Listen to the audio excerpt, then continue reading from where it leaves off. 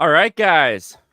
Welcome to Members Talk Live. This is episode 47, but it's kind of the first episode of a new way of doing things. We are going live on the main channel from here on out. And so you guys can get to know our members even more, jump into the comments and questions. Their links are all down in the description below. So definitely go check out all of our members down there. If you want to become a member, all the information is down in the description as well. But today, guys, we've got a slew of topics to talk about. Blade. The clown show that continues to be Blade, delayed indefinitely once again. Tom Holland is joining Christopher Nolan's next movie project. We're going to talk about what that project may be and how we feel Tom Holland may fit into that. And the clown show, once again, at Lucasfilm continues. Cue the Benny Hill music as they've lost yet another writer, this time for the upcoming Ray movie. Will that movie even happen now? We're going to discuss that and more. Bringing on our members. Let's introduce them one by one. We've got, I see what I did here. We've got T and we've got Ryan from Have You Seen That with T and Movie Reviews with Ryan Lane. How's it going, guys? How you doing? Yeah, doing well.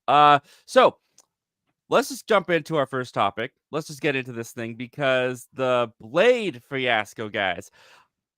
I mean, it just keeps going and going and going. They cannot get this movie off the ground. And I have some thoughts as to why I think that is, why I think they won't be able to get this movie off the ground for a little bit.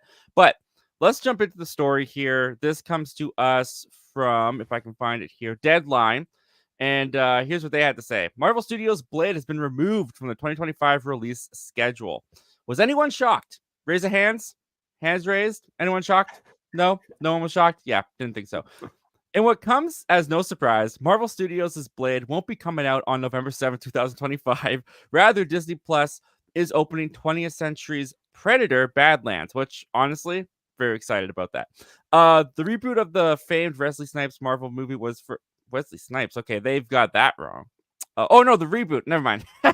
See, this is where the edit would come in. The reboot of the famed Wesley Snipes Marvel movie was first announced at San Diego Comic-Con in 2019, with two-time Oscar winner Mahershala Ali starting production and development on Blade hit unavoidable delays with the global pandemic and dual industry strikes. What I think some people forget about is this was announced before the pandemic. So then we had the pandemic. So then it got delayed. Then we had strikes, and then it got delayed some more. But it looks like the project saw two directors exit. First, Bassem Tariq, who was eyeing a fall 2022 start. Then Jan Demange. Mia Goth is set to play supervillain Lilius. With come on, who's not excited to see Mia Goth in this thing as the supervillain? In the Vampire Slayer movie, she told Deadline's Natalie Sitek at the world premiere of her A24 movie Maxine that in regards to the Blade delays, Marvel really cares. They do. They want to make a great movie. Which is what they also said about Thor: Love and Thunder. That's the sense that I get from them, and that feels good. But for Marvel boss Kevin Feige, it's important to make the best Blade movie ever. The studio won't make the movie until they've cracked a great script. In the meantime, Snipes had a cameo as Blade in the highest grossing R-rated movie of all time, Marvel Studios. Blade movies are arguably the first R-rated. Blah, blah, blah, blah, blah. Anyways, they say that in addition, 3 untitled Marvel movies are dated now for February 18th, 2028, May 5th, 2028, and November 10th, 2028. So that's where we're at with Blade. It's been completely removed from the release schedule. And now we don't know when this thing is ever coming out. Ryan, I'm going to throw it to you. We're not surprised by this news, but do you think that this movie's even going to happen now? I still think. I mean, again, Indiana Jones 5 eventually happened. People didn't like it all that well, but it did happen. It did happen. I mean, again, if Marvel Studios wants it to happen, it will happen. They've had a few rough years, but they still got plenty of money in the treasure chest. What do you think, T? I mean, I think it's gonna happen. I just don't think Mahershala Ali is gonna be Blade. I think by the time it does happen, he's probably gonna move on. Hopefully, I did not know Mia Goth was gonna be in this movie. That upsets me now because I would love to see her in a Blade movie. So I want this movie to happen. I want her to be in it. Like, not saying Mahershala Ali is replaceable. Mahershala Ali is kind of replaceable for the Blade character. I think we have a lot of different actors actors who could possibly pull us off. But like, I need to see Mia Goth, as Lilith in this next movie. It'll be a fun time. Yeah. In Well, 5 years from now. that's the thing too, right? Is Mahershala Ali.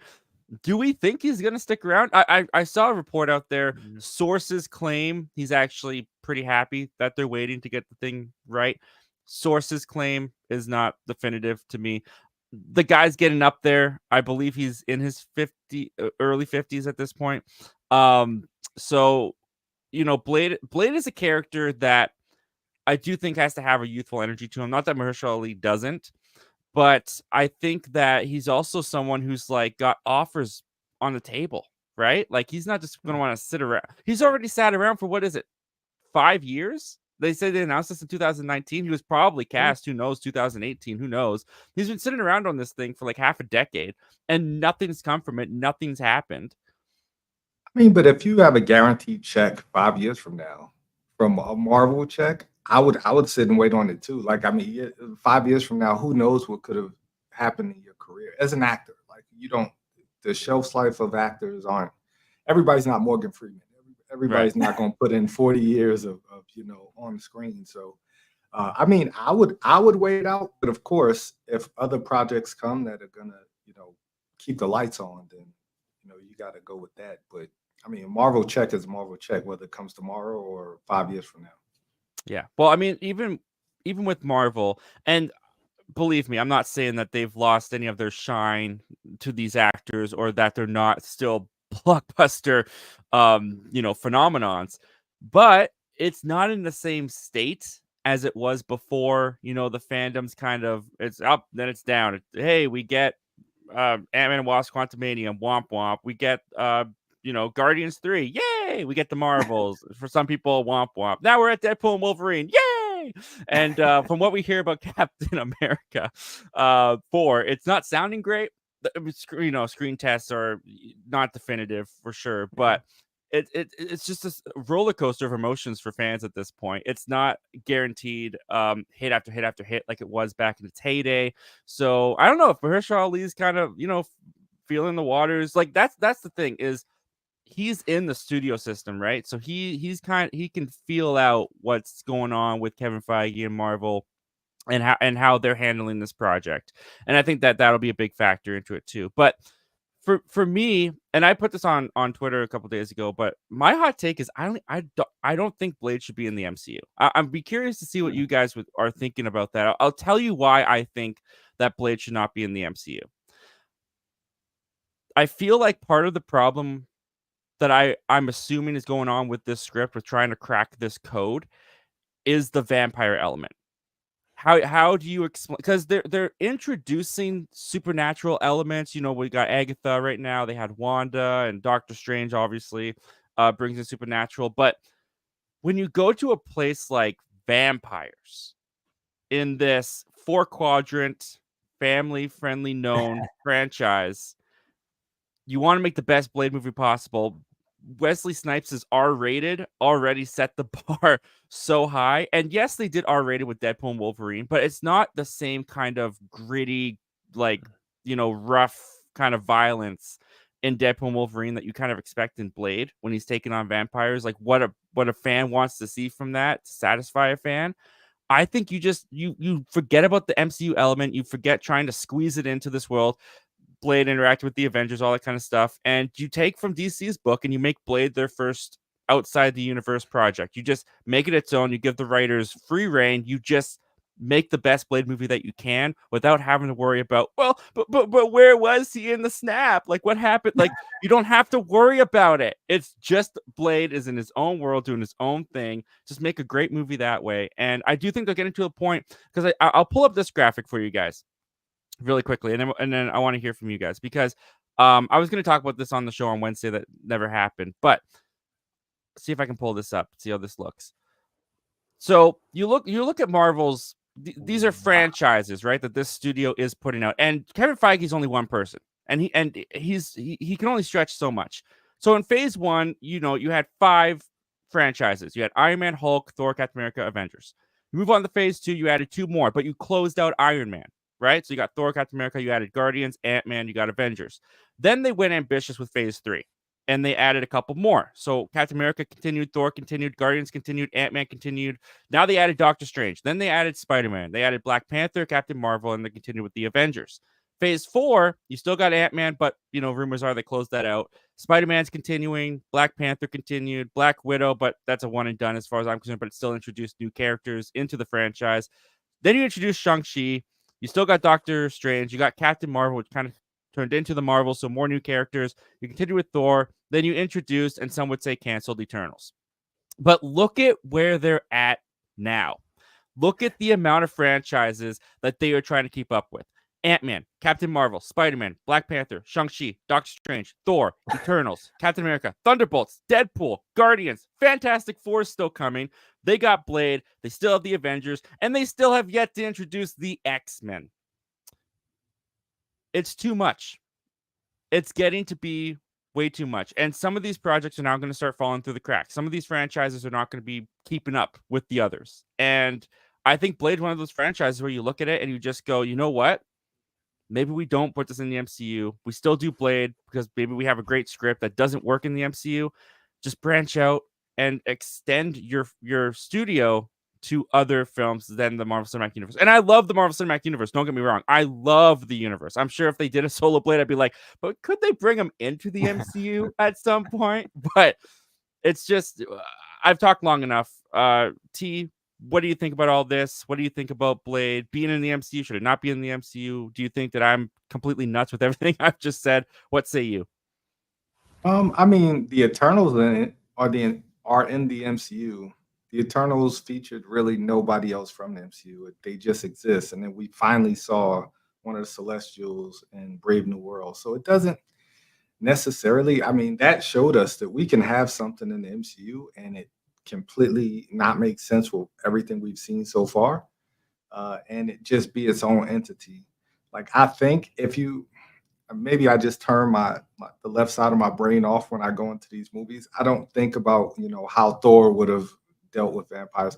I mean, vampirism is a very unique thing to put into the MCU if that bleeds over into any other movies, but I don't think it will. I mean, I think Blade could be in its own contained universe because the vampires are just staying in the dark, and he just so happened to be one of the people who actually brings light to it. So, I mean, you can do it. Just don't have Anthony Mackie pop up at the end, and decapitate a vampire with his wings. Like, let's not do that. But I mean, you can do it, and just, I mean, the MCU exists, but it really doesn't exist in Blade's world because he has a specific enemy that nobody knows exists but him, or and a few other people, Whistler and stuff like that. So, he can't call on other people because they probably won't believe him. Like, who knows? There's ways to write it where it's just not that difficult, and it just be like your neighborhood Blade, like your neighborhood Spider-Man. Like, he's just taking care of a small thing in Romania somewhere, way out of, Captain America's purview. Right. No, I do think that has been Marvel's strength throughout their entire reign at the box office, is they have this magical formula that somehow they can make, at least back in their heyday, any type of genre film, any type of tone, and they've been able to blend them together seamlessly and make them work. And that was one of the magic tricks they did with Infinity War. Like how they got Guardians of the Galaxy next to Iron Man and Spider-Man is like, it's insane. Like, when you really think of what they did, that's crazy. But Blade is yet another tone, another subgenre that they have to blend into, like, the Avengers films. And I just, Ryan, what do you think? Do you think that, like T, do you think that this is, easier said than done, or do you think that this shouldn't be a problem for them? Like, do you think that they should just get this figured out, get this Blade movie off the ground? Yeah, I mean, I guess I'm kind of leaning towards, other worlds, just make it its own thing. Let all the characters be self-contained, because again, I have not seen the Blade movies, but from what I understand, there's a bit of a noir, underground, seedy type environment going on. Plus, also the issue of the R rating. I mean, again, Deadpool 3, was R rated, first MCU R rated movie, but they sort of had a holdover from, the 20th Century Fox movies. They had a built-in audience. If you had tried to do Deadpool and Wolverine, first movie without any other Deadpool movies, to go off of, it would not have worked as well. It probably could have been profitable, but not nearly like $1 billion profitable. Yeah, and you can't deny that Deadpool is an R-rated franchise. It's very different, draws in a different crowd than the Blade R-rated franchise does. Yeah, guys, let's just I'll throw this out there. Do you think we will see Blade before or after Secret Wars?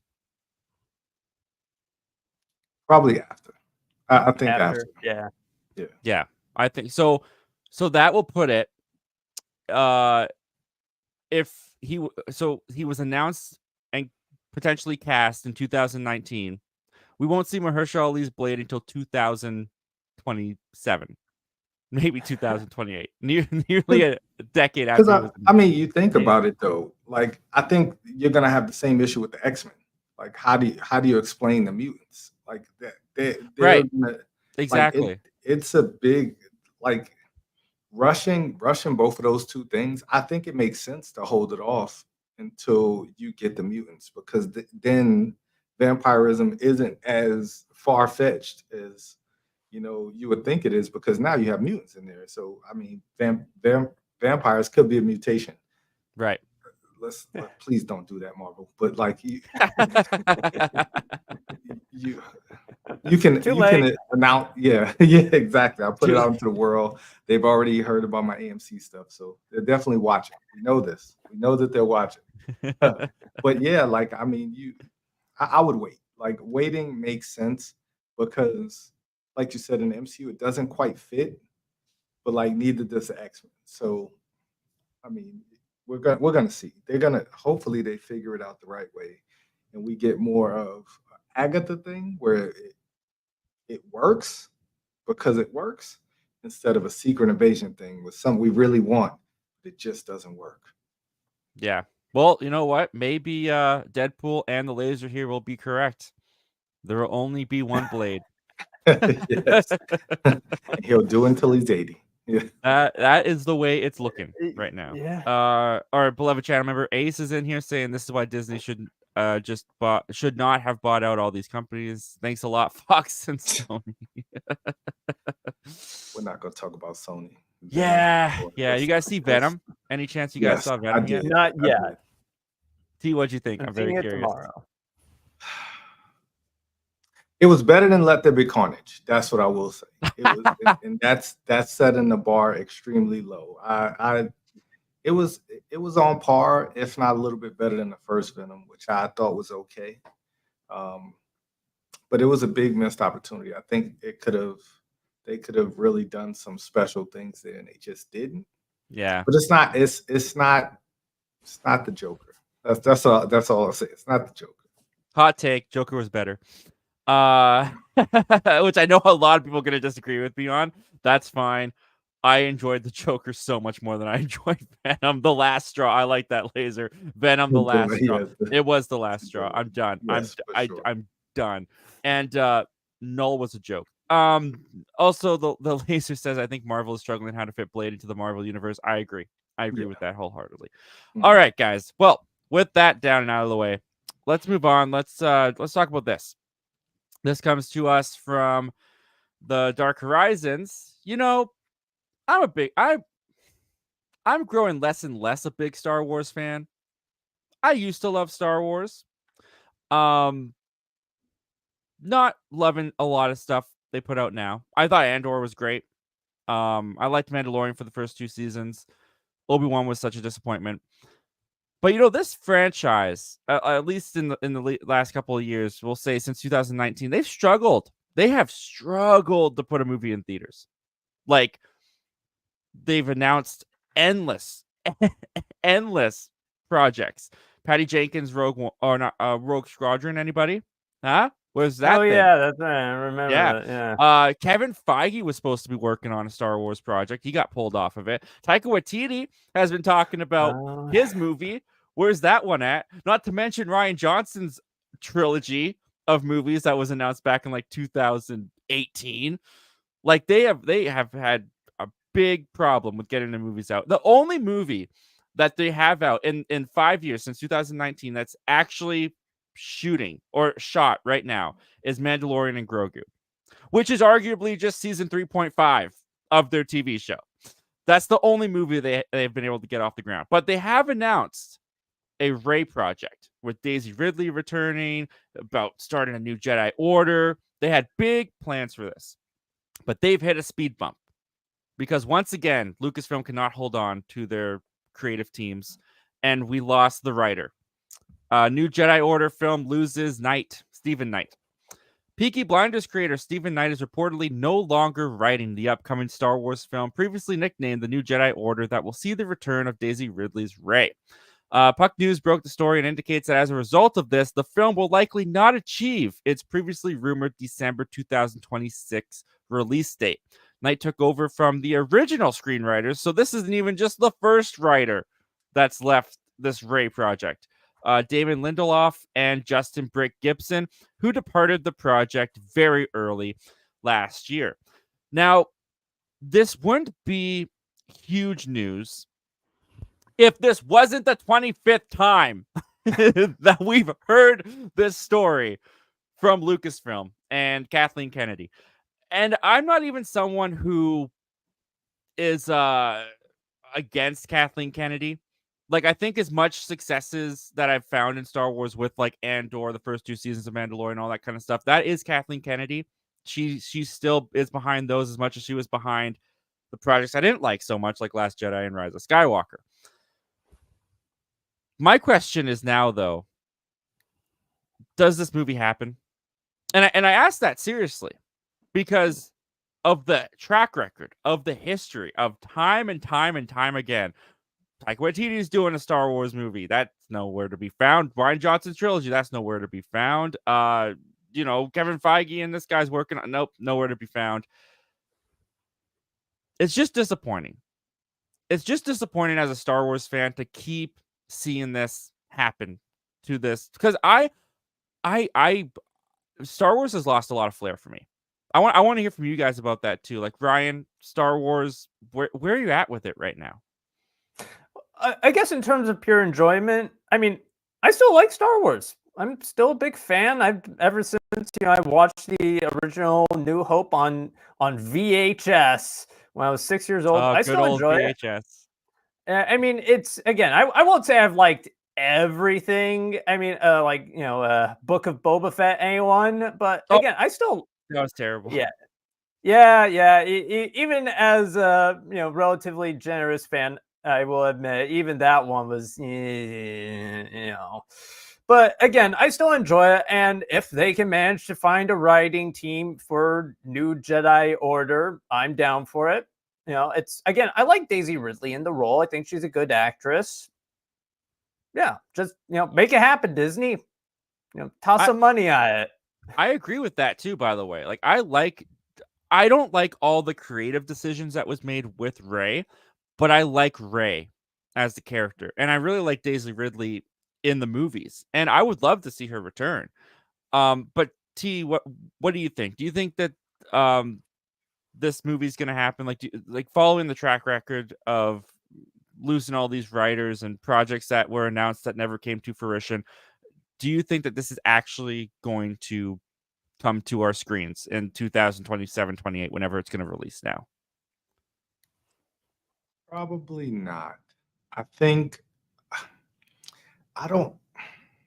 there's like this huge, I mean, you have the Luke Skywalker stands, like the stands of the original trilogy.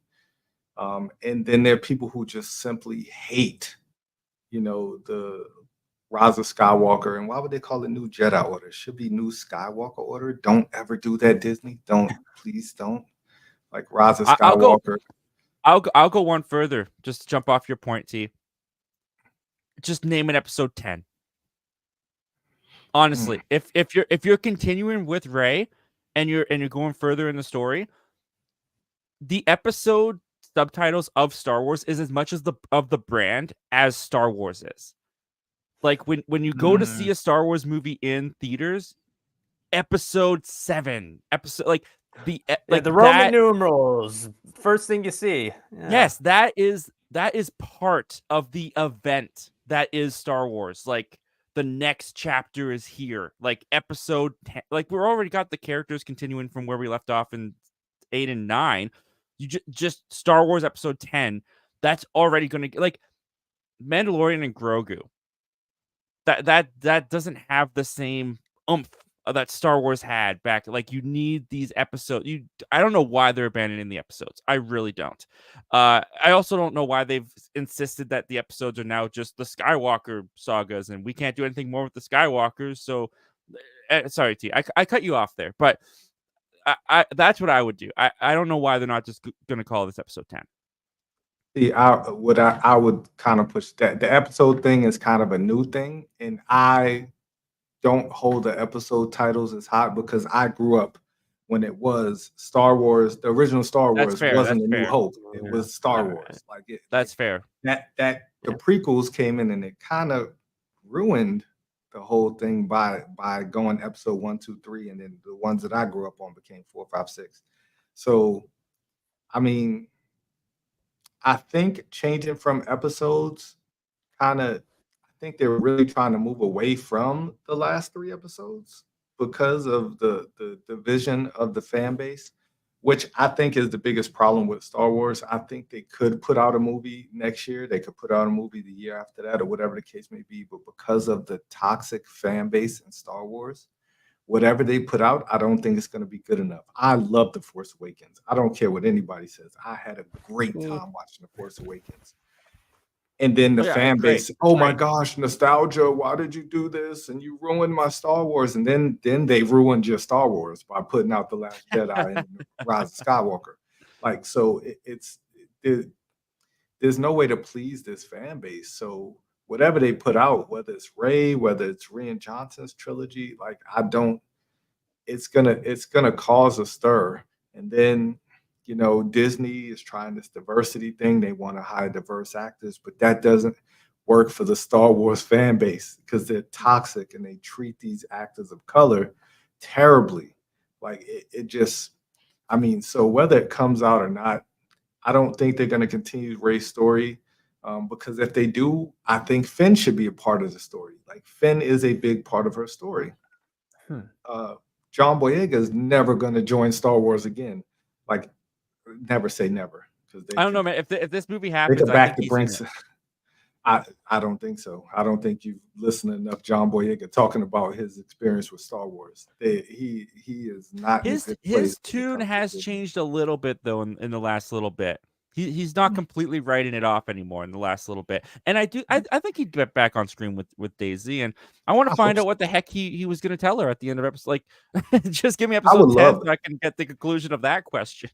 I would change my whole tune with Star Wars if they brought John Boyega back because I just think that they ruined his arc. And Isaac too. Like they need to bring Poe, they need to bring the whole gang back and like really let them have a movie where they develop their characters and they're not just side characters in the background. Like they became more side characters throughout the rest of the movies. And that's what made The Force Awakens work because you had these new characters and we were developing emotions towards them, and then it was just like, nope, Rey and what's Kylo.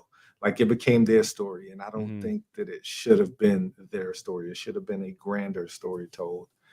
So I mean, I don't think it's going to happen because I think the backlash of Rey because of the Rise of Skywalker just makes the fans push back, and then these writers, Disney wants something apparently that these writers are not giving them, or the writers want to make it their own story.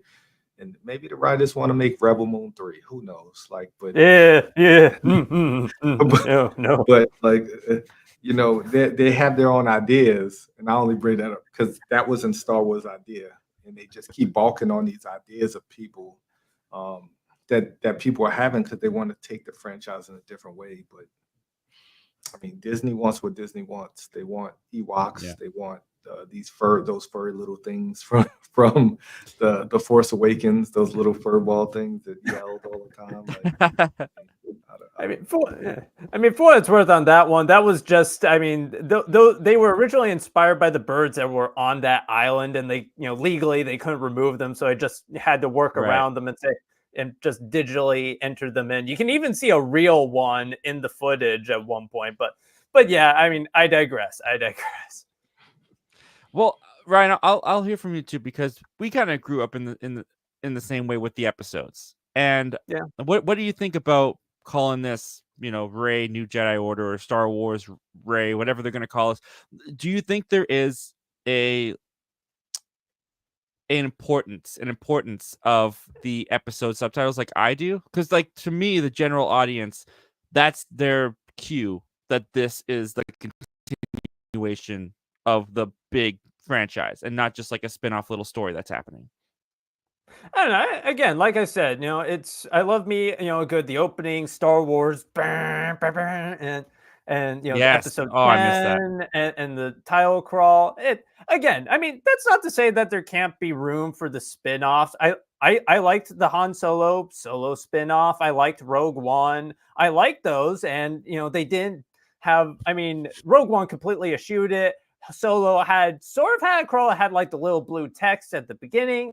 Again, it worked fine, but again, I mean, if you're going to bring back a character that you focused on for 3 movies, you might as well call it episode 10. I mean, if it's a continuation, even if it takes place like years or even decades, well, okay, maybe not decades, but like, I don't know, some substantial period of time, you might as well call it. I mean, it's, unless you think Daisy Ridley back, it can't be too many years later.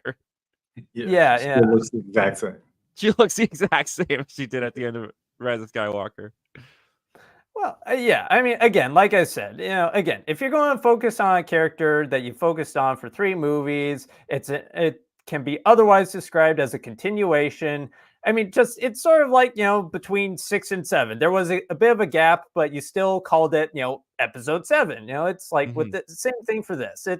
You're moving on, new conflict, new set of characters, but you're still focusing on Rey. It'd be like, or for 3 and 4, there's such a different tone and gap, because there was like almost 3 decades between New Hope and Revenge of the Sith. So it's, again, I don't know. I'm rambling, but long story short, I'd say go with episode 10. Yeah, I'm just someone who likes to see the story move forward. So honestly, I do want this movie to happen. I would like to see Rey kind of in the hands of a new writer, of a new director, see what because I like the character.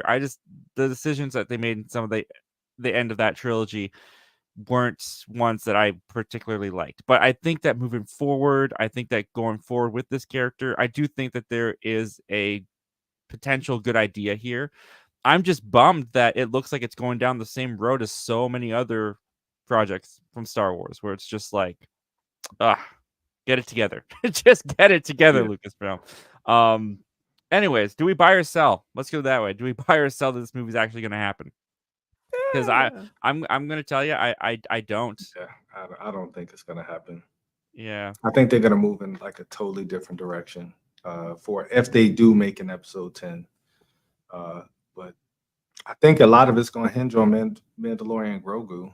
Like, if this does well, maybe they move away from Jedi. Terrible idea, but yeah, I'm very curious with Mandalorian and Grogu. Obviously, it's going to come down with the trailer and the marketing and when you start to feel the buzz. But I feel like after season 2 of Mandalorian, at least in my personal life and even online, I'll say people kind of stopped talking about Mandalorian.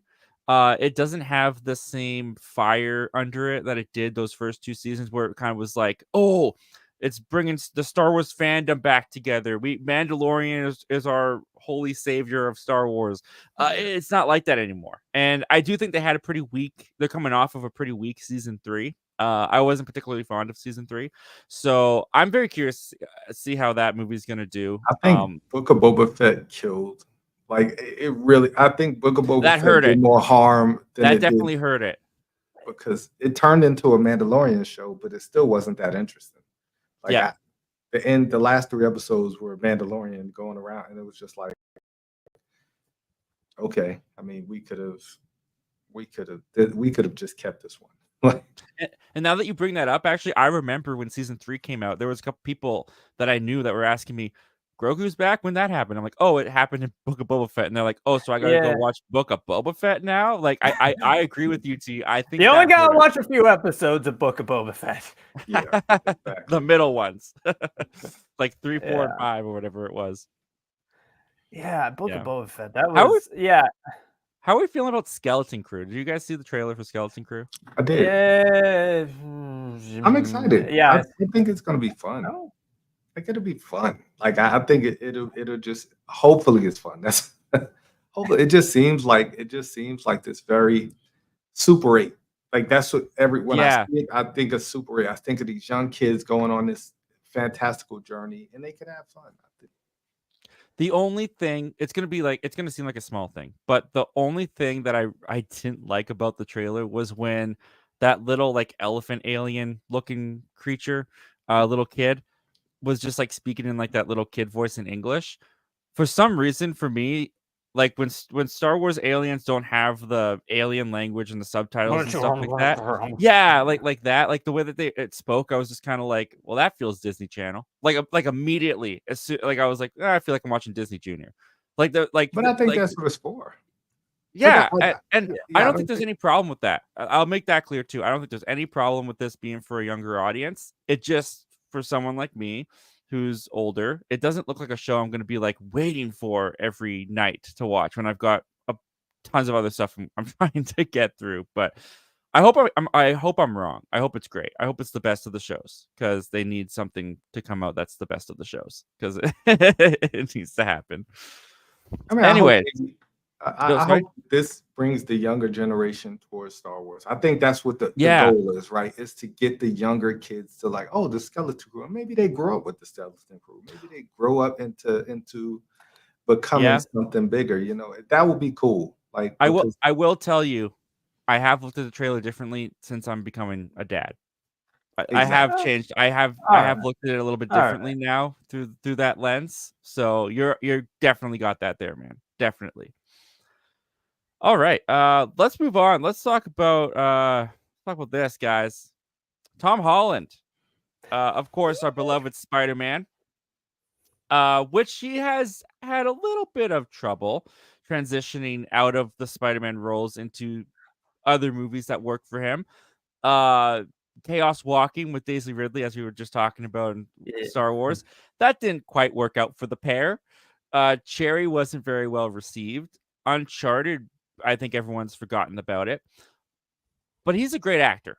He's a great actor, and I'm waiting for him to break out. And it looks like this might be the huge breakout from Spider-Man that we've been waiting for. Because according to the reports, Tom Holland is joining Christopher Nolan on his next film. Says Spider-Man actor Tom Holland will star in Christopher Nolan's newest film, joining Matt Damon in the secret project at Universal Pictures.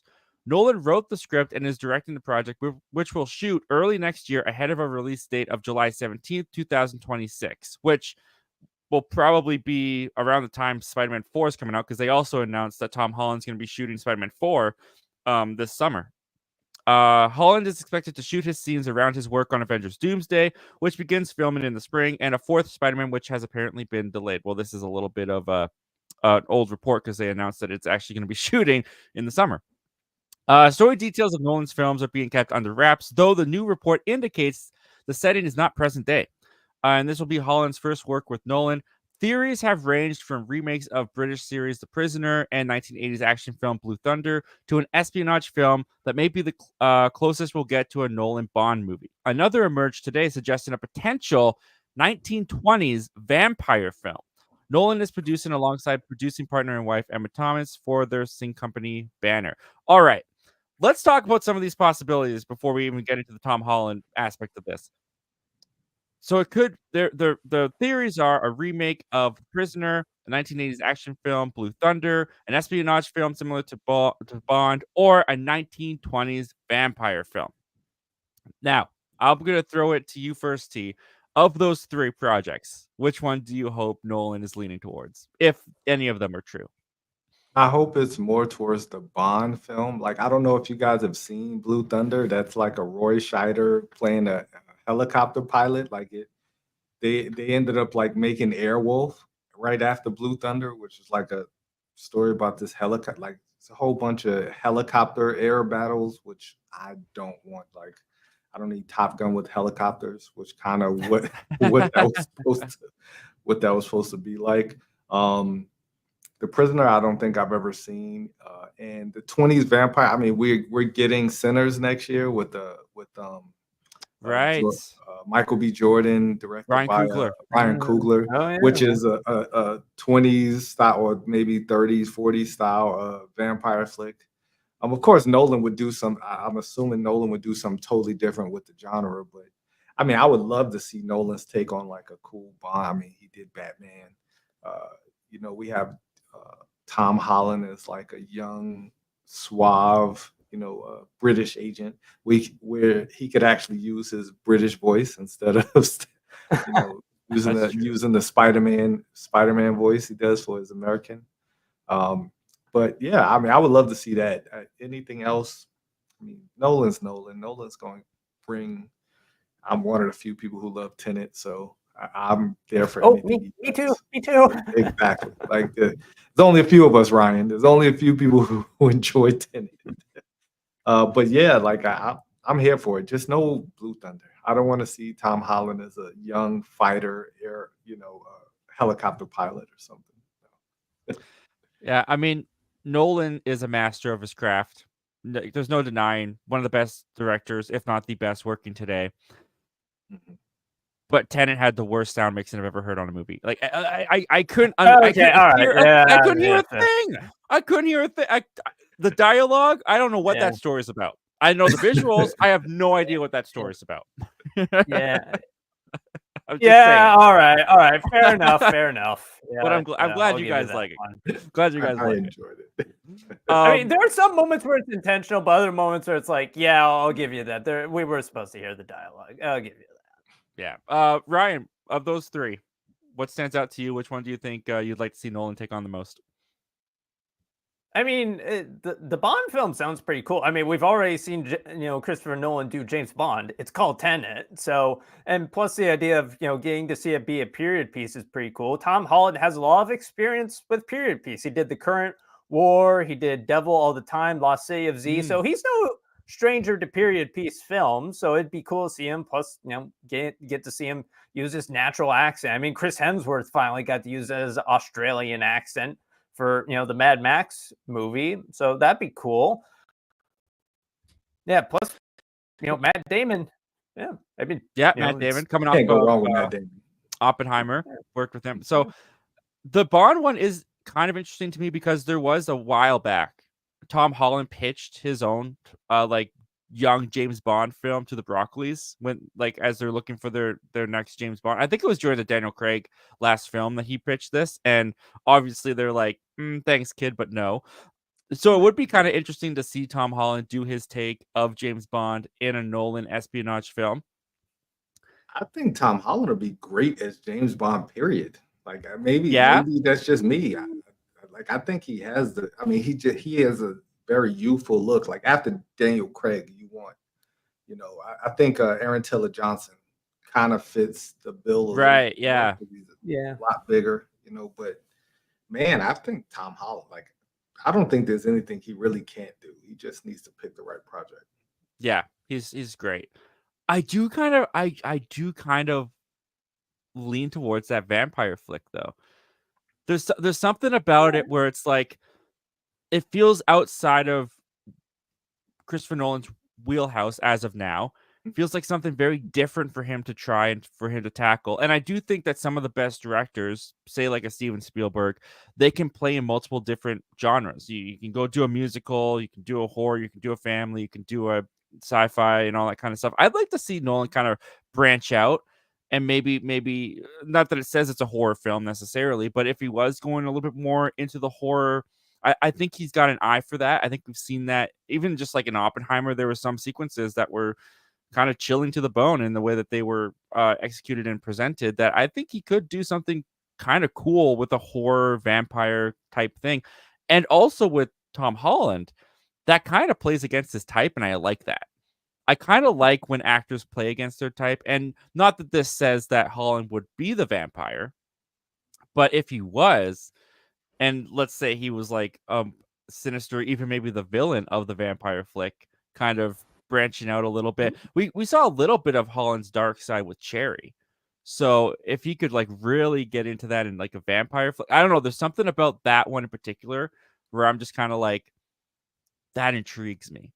Like the spy espionage sounds fun. The remake of the pilot movie that you mentioned, I guess, could be cool. But I've never seen Holland or Nolan tackle that subject, and that kind of intrigues me.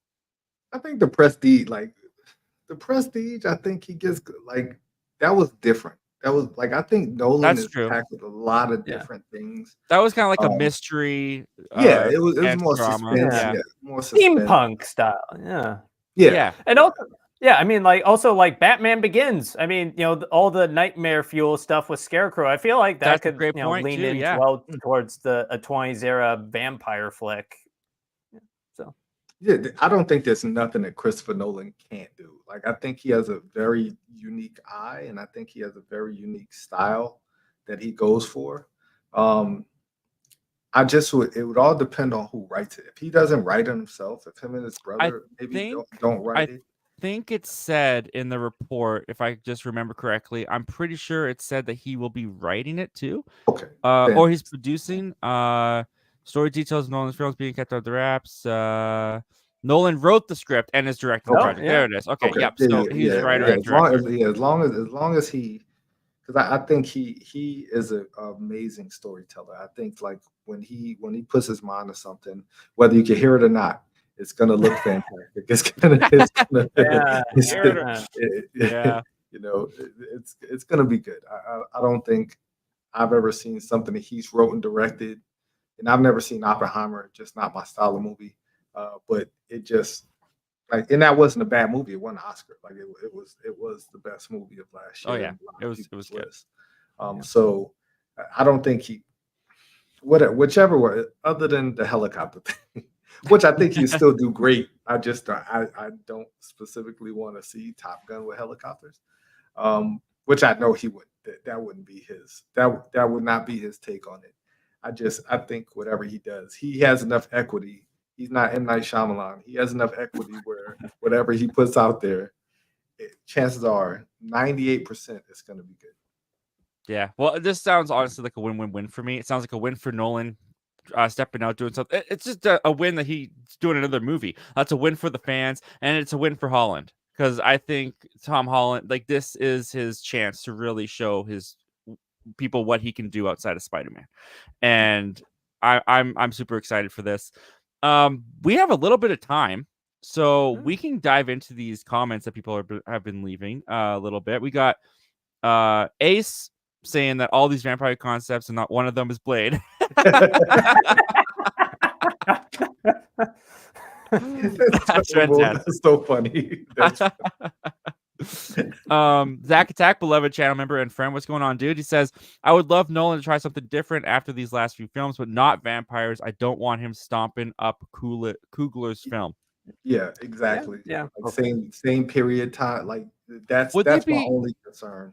But would they be like coming out? They wouldn't be coming out at the same time, because that Coogler film's already shot and coming out next year, right? So yeah, I don't know. I don't see the big problem there. I think the problem could be people would be like, oh, Nolan's copying Coogler if the films were similar. Yeah. But other than that, I don't really see a big deal there.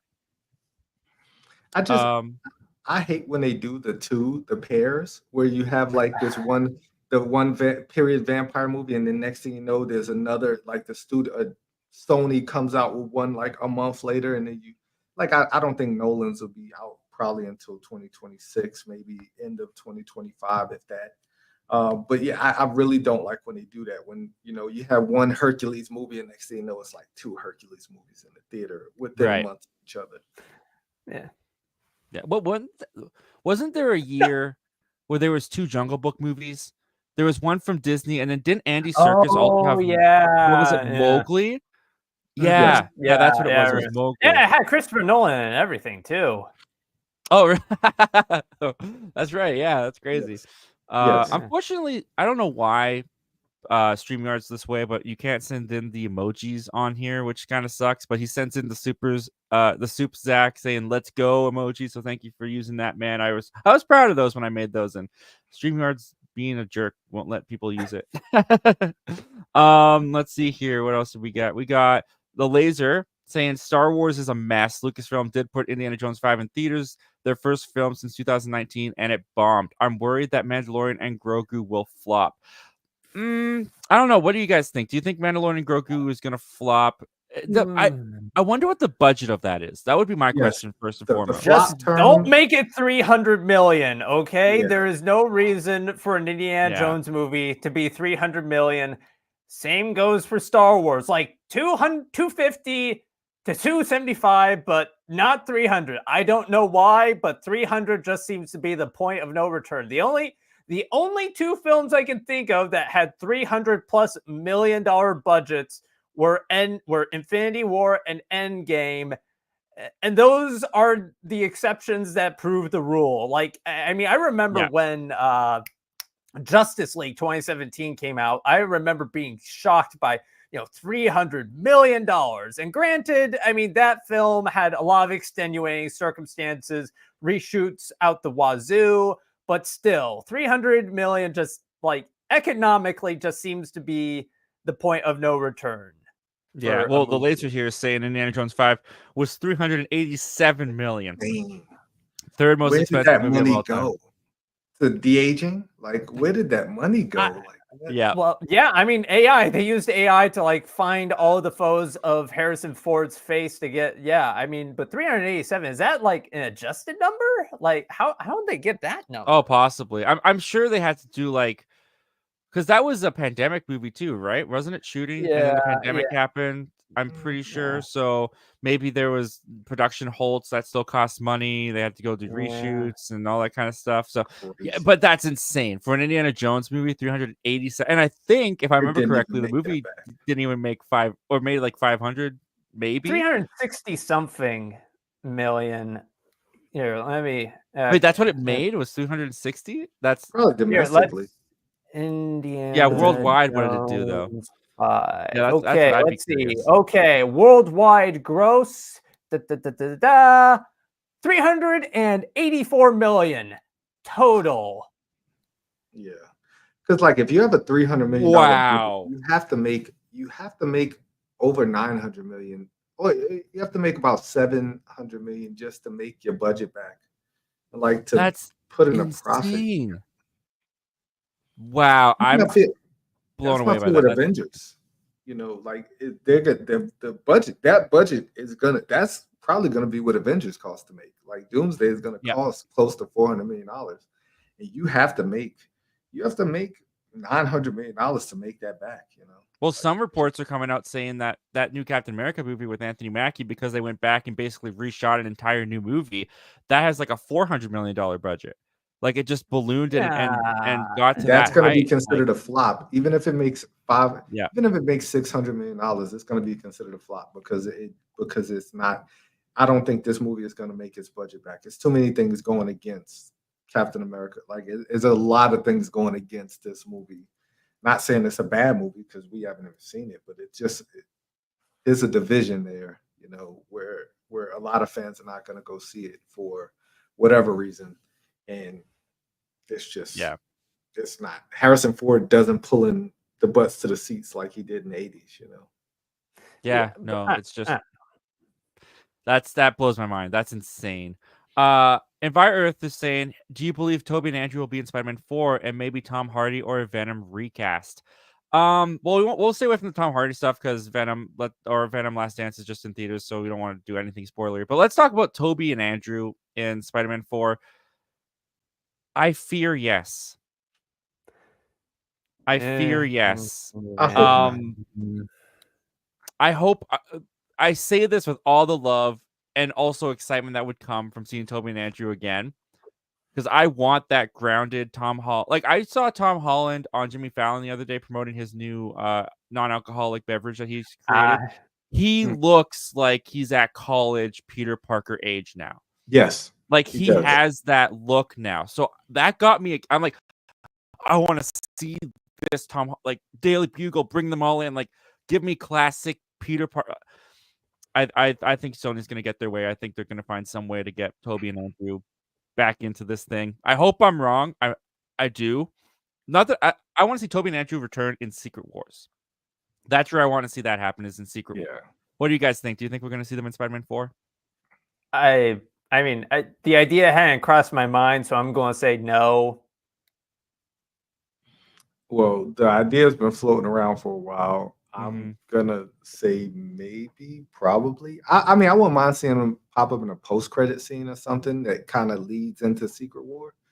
But I don't need them to be like, I don't want, like, you have to move on. Like at some point in these movies, we saw this with Ghostbusters Frozen Empire, right? Like you could only go to the well so many times before it just looks like it's just there to be there and not really push the story forward.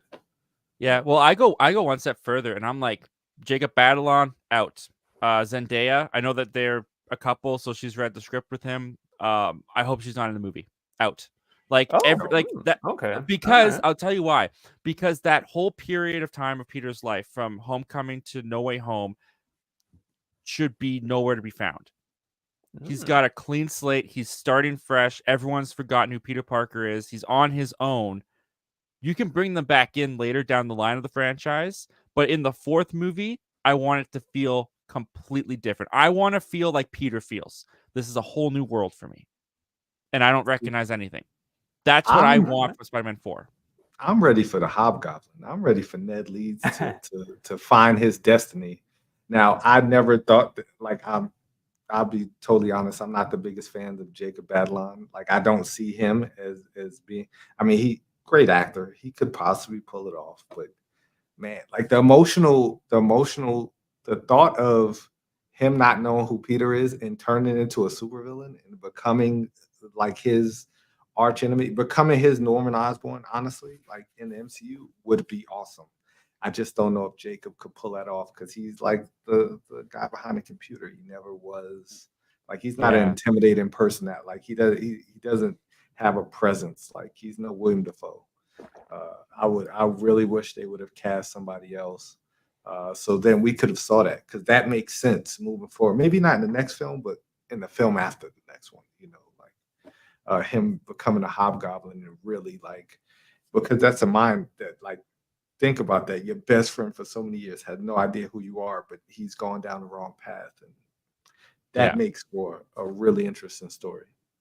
Yeah, for sure. Well, with that, guys, we are out of time. So thank you guys so much for joining us. Thank you guys, our members here, for being here, joining me to discuss all these fun topics and just having a good time every Saturday. We'll be live now, guys, on the channel on Saturdays at 10 a.m. Pacific Standard Time to 11 a.m. Pacific Standard Time.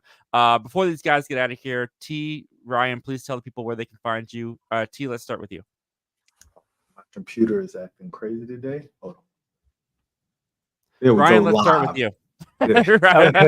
Ryan, let's start with you. Okay. You can find me on YouTube and Letterboxd at Movie Reviews with Ryan Lane. I put out about 2 reviews a week. You can look forward to my Venom review that will be coming out sometime next week. Perfect. T, you ready? I am ready. All right, T, tell the people where they can find you. You can find me at Have You Seen That with T YouTube channel. It is me. I am T. At Letterboxd, you can find me at Have You Seen That as well. And I might put out a Venom review. I don't know. Last Dance, Last Straw. Yeah. I love that. Can I do that Spider-Man poster behind you? The Miles Morales and Ben Reilly and all of them. I love that poster, man. That's awesome. That's looking good. Thanks, man. All right, guys, and I'm right here. You can find me right here. I'm putting up my Venom review later today, so you can check that out. I kind of feel like T. It's like, I'm putting out the review. But thank you guys so much for joining us. We'll see you guys next time. Take care. All right. Peace.